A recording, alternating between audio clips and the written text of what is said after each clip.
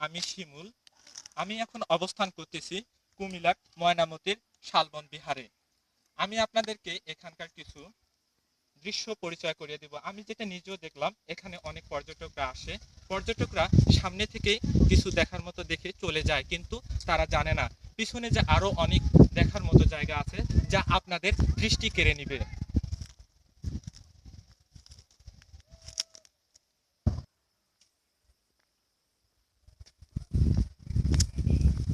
আমি সামনে আমি যাচ্ছি। এখানে একটা দেখতে পাচ্ছি বিলবোর্ড।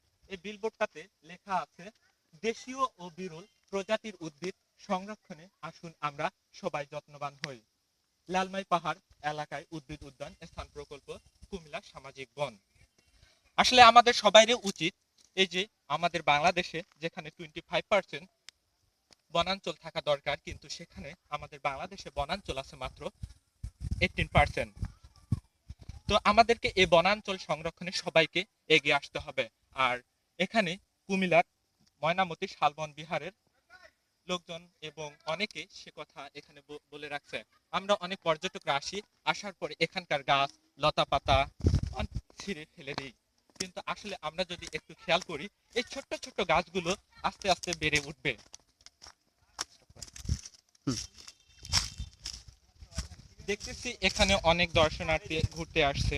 তারা সামনে থেকে আসলে চলে যায়নি, ভিতরেও অনেক দর্শনার্থী আসছে। আচ্ছা, আমি সামান্য একটা সাক্ষাৎকার নিয়ে নিই। আমি একটা এখানে আপুকে পাইছি। আচ্ছা আপু, আপনি কোথা থেকে আসছেন? আমি টঙ্গী থেকে আসছি। ঢাকা টঙ্গী থেকে? হ্যাঁ। আচ্ছা, এখানে আপনি কি কি দেখলেন? এখানে আমি দেখেছি লালমাই পাহাড়, বৌদ্ধবিহার, বড় হচ্ছে কমলা